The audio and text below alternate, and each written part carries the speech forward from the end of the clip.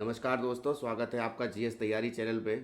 दोस्तों, आज के वीडियो लेक्चर में हम लोग मध्यकालीन भारत में अरब आक्रमण, महमूद गजनवी, मोहम्मद गौरी और साथ में गुलाम वंश के कुतुबुद्दीन ऐबक के बारे में स्टडी करेंगे। तो अरब आक्रमण के पहले जो है सिंध जो है 7वीं शताब्दी में राय वंश के हाथों में था। ठीक है ना। सिंध का पूरा जो शासन था वो राय वंश के हाथों में था। तो ये ईरान जो थे सिंध पर आते हैं। तो उससे पहले जो है पारसीक जो है वो आए और आकर पे सिंध पर आक्रमण किया। तो जब ये आए तो उसके उनके जो लौट जाने के बाद में तो राय साहसी द्वितीय जो है, इससे पहले राय साहसी प्रथम जो था वो मारा गया इनके द्वारा और द्वितीय जो है वो राजा बना। तो राय साहसी द्वितीय जो है सिंध का अंतिम शासक था। राय साहसी द्वितीय की हत्या करके उसके मंत्री चाच, जिसने चचनामा लिखा है, और चचनामा में जो है ये अरब यात्रियों के आने का विवरण मिलता है। तो चाच ने राज सत्ता पर अधिकार कर लिया। उसने राय साहसी द्वितीय की विधवा से विवाह किया तथा सूबेदारों के विद्रोहों का दमन किया। ठीक है। इस पर खलीफा यजीद के इराक के गवर्नर हज्जाज ने ताहिर से उन समुद्री लुटेरों को दंडित करने तथा क्षतिपूर्ति की मांग की। ये जहाज लंका के राजा द्वारा तथाकथित इस्लाम धर्म स्वीकार करने के कारण खलीफा और हज्जाज को भेजे गए थे। दाहिर के द्वारा जो है हज्जाज की मांग ठुकरा दिए जाने के बाद पर हज्जाज ने क्रमशः 3 सेना नायकों को है दाहिर के विरुद्ध भेजा था। प्रथम 2 सेना नायक जो थे उबैदुल्ला और बेदुल जो थे उनको दाहिर ने परास्त किया था। और उसके बाद जो तीसरा सेना नायक था मोहम्मद बिन कासिम, इसने दाहिर को परास्त किया था। तो जो दो थे इसमें जो हम आते हैं कि ये 2 सेना नायक थे उबैदुल्ला और बुदेल, इनको दाहिर ने परास्त कर दिया था। और जो तीसरा जो था मोहम्मद बिन कासम, जिसने 712 ईस्वी में पहला अरब का आक्रमणकारी था, जो उसने जो है ये दाहिर को परास्त किया और राबर के युद्ध में। ठीक है। तो उस समय जो है 20 जून 712 ईस्वी में जो है राबर का युद्ध हुआ। ताहिर तथा मोहम्मद बिन कासिम के बीच में ये युद्ध हुआ था। इसका परिणाम ये हुआ कि दाहिर लड़ता हुआ मारा गया और सिंध पर जो है अरबों का अधिकार हो गया। अरब आक्रमणकारी सिंध से आगे नहीं बढ़ सके। 713 ईस्वी में अरबों ने मुल्तान विजय करी। ठीक है। अब आते हैं गजनवियों का उत्थान। तो यहाँ पे हमने पाया कि 712 ईस्वी में पहला अरब यात्री जो था, जिसने इंडिया पर जो है कब्जा करना चाहा और वहाँ पे सिंध पर जो है उसने कब्जा किया, और वो जो था मोहम्मद बिन कासिम था। तो उसके मोहम्मद बिन कासिम के बाद जो है सुबुद्दीन जो होता है वो 977 से 997 ईस्वी तक जो है भारत की तरफ बढ़ता है। और 977 में गजनी का शासक होता है ये सुबुद्दीन। तो ये जो था ये महमूद गजनवी का ये फादर था। उसने जो है भारत पर आक्रमणों की नीति को जारी रखा था। सुबुद्दीन प्रारंभ में एक दास था। उसके स्वामी अलाउद्दीन ने उसे अमीर उल उमरा की उपाधि दी थी। हिंदू शाही शासक जो जयपाल था उसने गजनी पर प्रत्याक्रमण किया। प्रत्याक्रमण क्या है कि जो रिटर्न वार जो बोला जाता है कि रिवर्ट में जो है आक्रमण बोला जाता है, उसको किया। तो किंतु तूफान के कारण जयपाल को पीछे हटना पड़ा। अब हिंदू शाही शासक जो जयपाल था, तो हिंदू शाही शासन की राजधानी कहाँ थी? उद्भांडपुर थी। तो जयपाल ने कन्नौज के गुर्जर प्रतिहार राजा एवं उसके जागीरदारों चहमान और चंदेलों के साथ एक राज्य संघ गठित किया था, और इस राज संघ को सुबुद्दीन ने पराजित किया था। अब ये चौहान और चंदेल ने मिलकर के जो है युद्ध किया इससे, और ये जो है हार गए सुबुद्दीन से। उसके बाद आते हैं महमूद गजनवी। तो इसकी उपाधि जो थी ये यामीनुद्दौला थी। राज्य का दायां हाथ जो है इसका अर्थ होता है। अमीनुल मिल्लत थी, धर्म संरक्षक और मुसलमानों का संरक्षक, जिसका अर्थ होता है। अब्बासी खलीफा अल कादिर बिल्लाह ने इस्लाम के लिए काम करने हेतु उसे महमूद को यह पद उपाधि दी थी। कौन सी उपाधि दी थी? अब्बासी खलीफा ने ये अमीन उल मिल्लत ने ये उपाधि दी थी, धर्म का संरक्षक। ठीक है, या मुसलमानों का संरक्षक इसका अर्थ होता है। महमूद गजनवी गजनवी या गजनी सुल्तान की उपाधि धारण करने वाला पहला मुस्लिम शासक था। ठीक है। प्रथम अभियान जो है 1000 ईस्वी में सीमावर्ती नगरों पर हुआ था भारत के। पंजाब के हिंदू शाही राजा जयपाल से महमूद का पहला मुकाबला जो है ये 1001 ईस्वी में हुआ। यह महमूद का भारत पर दूसरा अभियान था।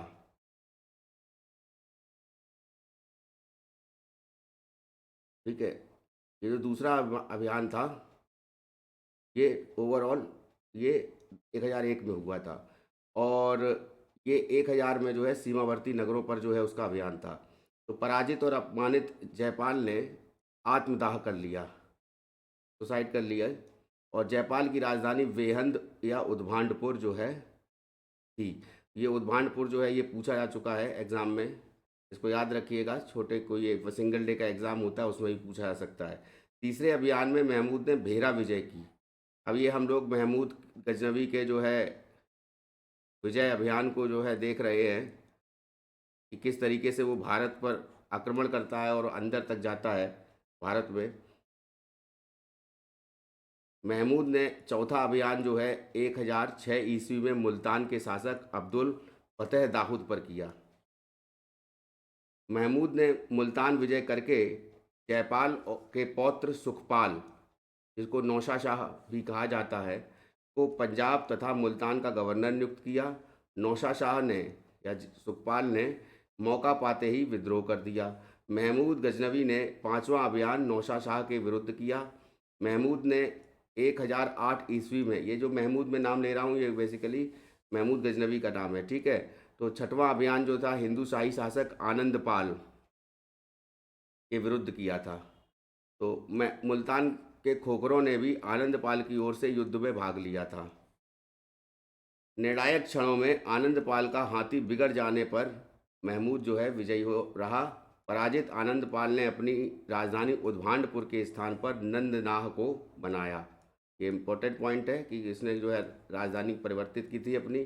तो महमूद ने सातवां अभियान जो है 1008 ईस्वी में नगरकोट पर किया। आनंदपाल ने नमक की पहाड़ी नंदन को अपनी राजधानी बनाया था, या नंदनाह एक ही नाम है। ठीक है। यहीं पर उसकी मृत्यु हुई और यहाँ पर उसका पुत्र त्रिलोचन पाल राजा हुआ था। नेक्स्ट आते हैं आठवें अभियान के बारे में। 1014 ईस्वी में हुआ महमूद गजनवी का। उसने मुल्तान की के विद्रोही राजा अब्दुल फतेह दाऊद को परास्त कर दंडित किया। नवां अभियान में महमूद गजनवी ने रामगंगा के निकट युद्ध में त्रिलोचन पाल को परास्त किया था। रामगंगा कहाँ है? ये हमारा उत्तर प्रदेश में ही है। पीलीभीत की तरफ जाएंगे तो वहाँ पे मिलेगा। 10वें अभियान जो है 1012 से 13 ईस्वी के बीच में हुआ। तो अब महमूद गजनवी ने थानेश्वर पर आक्रमण किया। थानेश्वर जो है यहाँ पर ये कन्नौज की राजधानी थी। ठीक है, ये याद रखिएगा। तो 11वां सैन्य अभियान जो है वो महमूद ने एकमात्र अभियान था जो असफल रहा था। ये और 11वां जो सैन्य अभियान था वो असफल रहा, और महमूद ने यह अभियान कब लड़ा था? 1015-16 ईस्वी में लोहकोट या लोहारिन दुर्ग या कश्मीर के विरुद्ध किया था। तो कश्मीर के विरुद्ध जो है ये 1015-16 को जो अभियान किया, 15-16 में जो अभियान किया था ये जो है उसका ये असफल रहा था। उसके बाद आते हैं कि यह अभियान का उद्देश्य जो था यहाँ शरण पाने वाले त्रिलोचन पाल एवं उसके पुत्र भीमपाल को दंड देना था। महमूद गजनवी ने अपना 12वां अभियान जो है 1019 ईस्वी में कन्नौज पर किया। कन्नौज के तत्कालीन राजा गुर्जर प्रतिहार वंश का अंतिम शासक राज्यपाल था। महमूद ने 13वां अभियान जो है ये मथुरा पर किया था।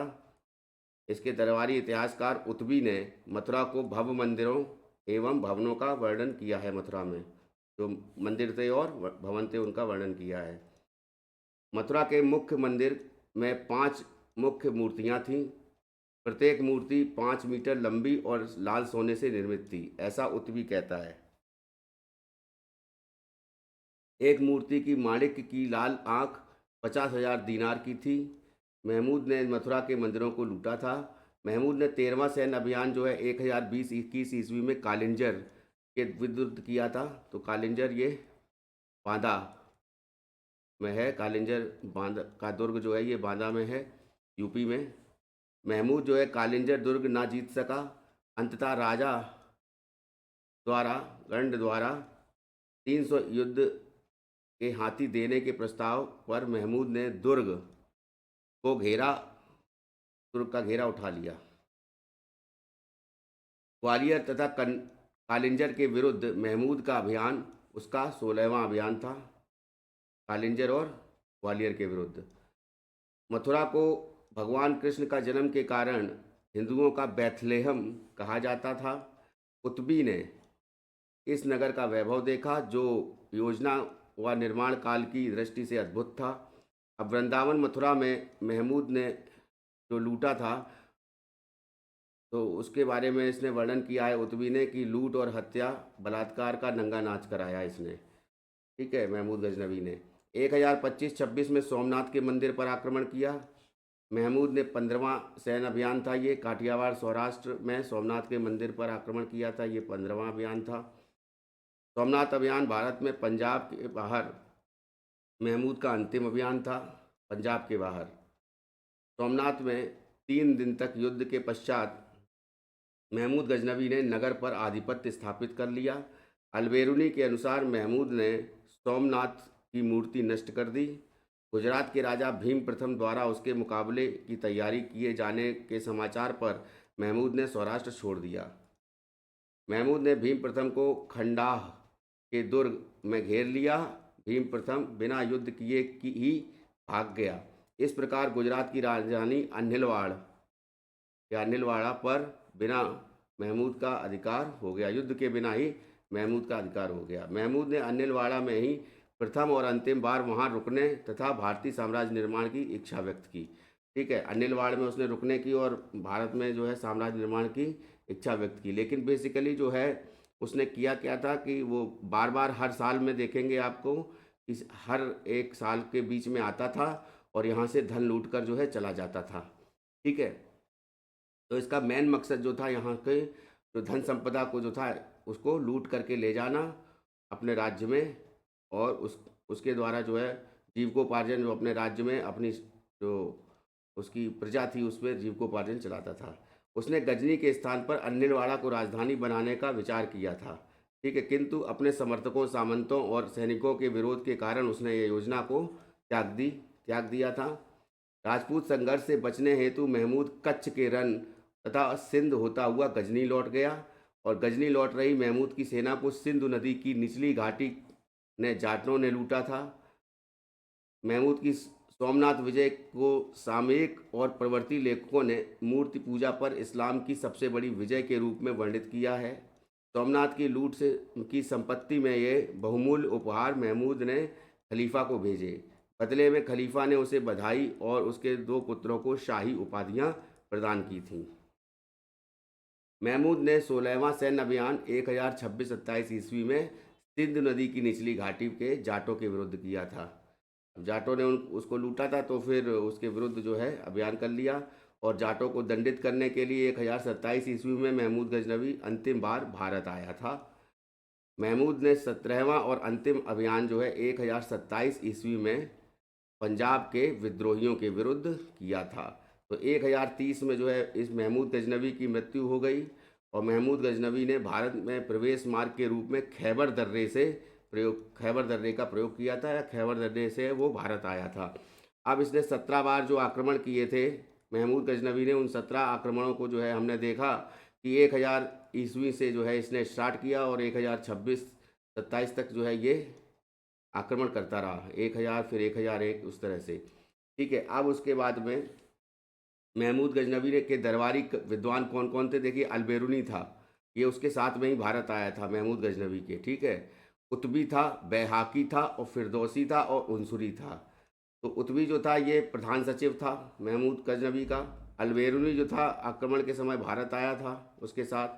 उसकी प्रसिद्ध पुस्तक जो है किताबुल हिंद जो है मिलती है। ठीक है ना, इसको याद रखिएगा। उसका राजकवि उनसुरी था। उनसुरी को सुल्तान की प्रशंसा के लेख पर 14,000 दिरहम दिए गए। ठीक है, उसके दरबार में रहने वाला दार्शनिक फिरदौसी था। फिरदौसी को पूरब का होमर कहा जाता है। महमूद गजनवी के शाही लेखक बैहाकी को लैनपुल ने पूर्वी पेप्स की उपाधि दी थी। ठीक है। अब उतबी जो था उसने किताबुल यामिनी या तारीख़ यामिनी पुस्तक लिखी। फिरदौसी ने शाहनामा लिखा। अलबेरूनी ने किताबुल हिंद लिखी थी और बैहाकी ने तारीख़ सुबुतगीन लिखी। तो ये चार जो हैं ये विद्वान हुए, उनकी ये चार कृतियां हैं जिसके द्वारा हमको महमूद गजनवी के आक्रमणों के बारे में जानकारी मिलती है कि उसने किस तरीके से भारत पर जो है 17 बार आक्रमण किया। ठीक है। अब उसके बाद आते हैं मोहम्मद गौरी। तो गौर साम्राज्य के बारे में आते हैं। तो गौर का प्रधान वंश संसबनी वंश था। ठीक है। भारत पर आक्रमण करने वाला यह तीसरा मुसलमान नेता था जिसने गजनी के 148 साल बाद आक्रमण किया था। महमूद गजनवी का अंतिम आक्रमण जो है 1027 में हुआ था और मोहम्मद गौरी का भारत पर आक्रमण जो है 1175 ईस्वी में हुआ था। इसे शहाबुद्दीन मुइजुद्दीन मोहम्मद बिन साम तथा गोरवंश का मोहम्मद भी कहा जाता है। मोहम्मद गौरी ने भारत पर प्रथम आक्रमण 1175 ईस्वी में कहाँ किया था? मुल्तान पर किया था। मुल्तान के इस्माइलियों के विरुद्ध किया था। इस्माइलियों को मुस्लिम समाज में नास्तिक विधर्मी माना जाता था। उसने मुल्तान के पश्चात उच्छ के किले पर भी अधिकार कर लिया। अब यहाँ पे एक छोटी सी बात है कि देखिए यहाँ पे है महमूद मोहम्मद गौरी जो है ये गोमल दर्रे से भारत में प्रवेश करता है और महमूद गजनवी जो है खैबर दर्रा था तो खैबर दर्रे से प्रवेश करता है। ठीक है ना। तो गुजरात के बघेल वंश के शासक भीम द्वितीय ने उसे पराजित किया था और मोहम्मद गौरी ने 1178 ईस्वी में गुजरात पर आक्रमण किया था। वहाँ पे भीम द्वितीय था। ठीक है। भीम द्वितीय की राजधानी कहाँ थी? अनिलवाड़। तो 1179 ईस्वी में गौरी ने पेशावर जीत लिया। अभी ये देखिए ये अफ़गानिस्तान की तरफ है। ठीक है। पेशावर जीत रहा है, मुल्तान जीत रहा है। ठीक है। और यहाँ पर जो है गुजरात पर भी आक्रमण कर दिया था। तो सन 1181 ईस्वी में ही मोहम्मद गौरी ने पहली बार लाहौर पर आक्रमण किया। लाहौर के गजनवी सूबेदार खुसरौ मलिक ने विवश होकर मोहम्मद गौरी से संधि कर ली। संधि के प्रावधानों के क्रियान्वयन की आश्वस्ति हेतु उसने अपने एक अल्पवयस्क पुत्र को बंधक रूप में गौरी के पास भेजा। सन 1182 ईस्वी में मोहम्मद गौरी ने सिंध पर आधिपत्य कर लिया। सिंध पर सुमरा शासकों का राज्य था। मोहम्मद गौरी ने भारत को पंजाब के रास्ते जीतने की योजना के तहत 1185 ईस्वी में पंजाब के उत्तर पूर्वी सीमा प्रांत पर अधिकार कर लिया। अंततः 1186 में जम्मू के राजा विजय देव के सहयोग से मोहम्मद गौरी ने लाहौर के सूबेदार खुसरौ मलिक को बंदी बना लिया। यह पंजाब के मोहम्मद गौरी का तीसरा सैन्य अभियान था पंजाब पर। ठीक है। ये तीसरा सैन्य अभियान था। उसके बाद जो है पंजाब का गौर साम्राज्य में विलय हो गया तथा गजनवी वंश का अंत हो गया। तो पंजाब पर जो मोहम्मद गौरी ने जो है गजनवी वंश का अंत किया था वहाँ पर गजनवी शासक रहते थे। खुसरो मलिक को बंदी बना के जो है भेज दिया गया था और गौर जो है या मोहम्मद गौरी जो है लाहौर विजय के बाद मोहम्मद गौरी का सीधा मुकाबला जो है पृथ्वीराज चौहान से होता है। ठीक है। कहाँ पर होता है? तराइन के युद्ध में। उसके बाद मोहम्मद गौरी ने लाहौर के राजपूतों के विरुद्ध अपने सैन्य अभियानों का अड्डा बनाया। तराइन या हरियाणा में है उसका प्रथम युद्ध। अब ये तराइन जो बेसिकली है ये कुरुक्षेत्र आप बोल सकते हैं वहीं पर है। ठीक है।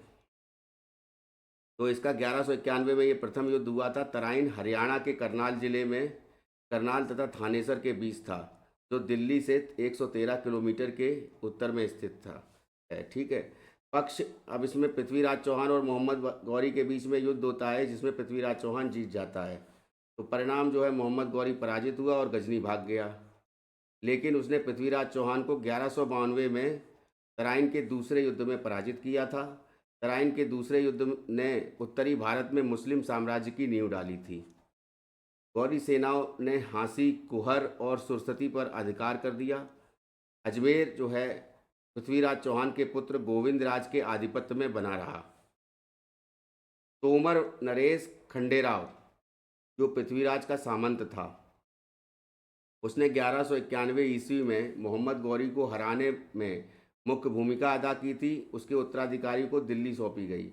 उसके बाद उसे हटाकर दिल्ली को गंगा घाटी में तुर्क अभियान का आधार केंद्र बनाया गया, बेस कैंप बनाया गया।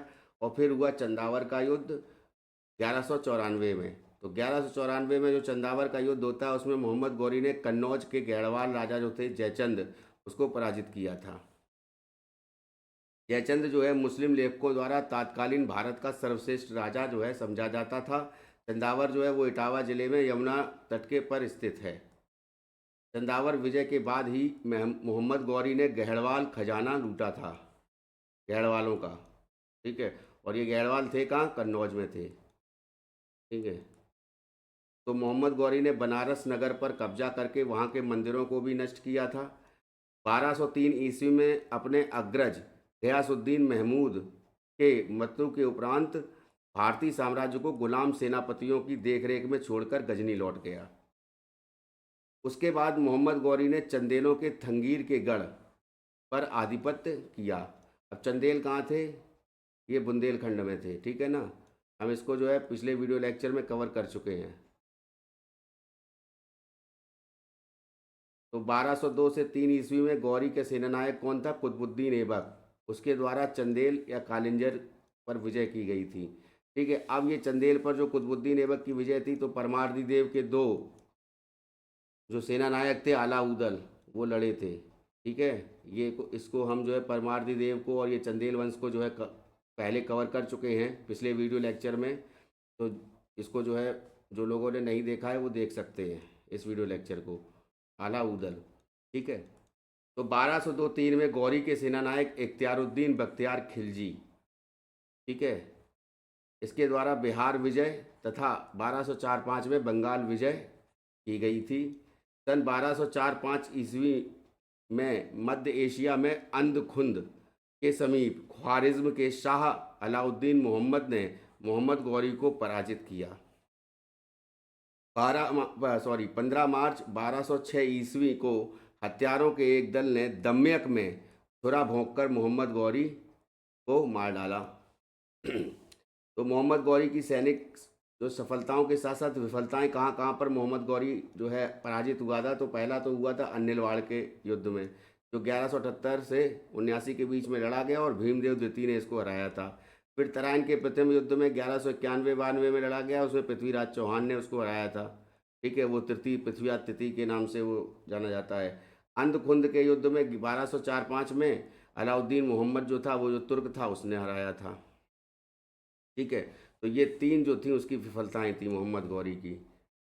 अब आते हैं मोहम्मद गौरी के बाद में, वो मोहम्मद गौरी जो है चला जाता है और वो कुतुबुद्दीन ऐबक को जो है वो सौंप जाता है भारत को। तो ये पृष्ठभूमि पे आते हैं कि विभिन्न इतिहासकारों ने सल्तनत के प्रथम राजवंश को दास, प्रारंभिक तुर्क, मामलूक व इलवरी तुर्क आदि नाम दिया है। इस वंश के 9 शासकों में से केवल 3, कुतुबुद्दीन ऐबक, इल्तुतमिश और बलबन, अपने प्रारंभिक जीवन में दास रहे थे और सत्ता ग्रहण करने से पहले ही उनके स्वामियों ने उन्हें दासता से मुक्त कर दिया था। तो मामलूक शब्द का अर्थ होता है स्वतंत्र माता पिता से उत्पन्न हुए दास।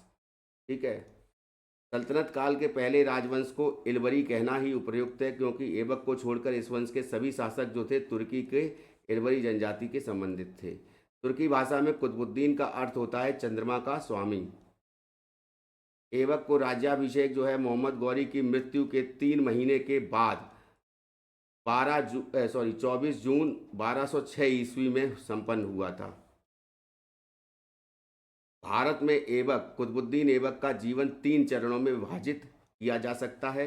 1192 से 1206 ईस्वी तक मुइजुद्दीन मोहम्मद बिन साम के प्रतिनिधि के रूप में, अब ये इसका नाम है, ये मोहम्मद गौरी का नाम है मुइजुद्दीन मोहम्मद बिन साम, उसके प्रतिनिधि के रूप में उत्तरी भारत के कुछ भागों का प्रशासक ये रहा था।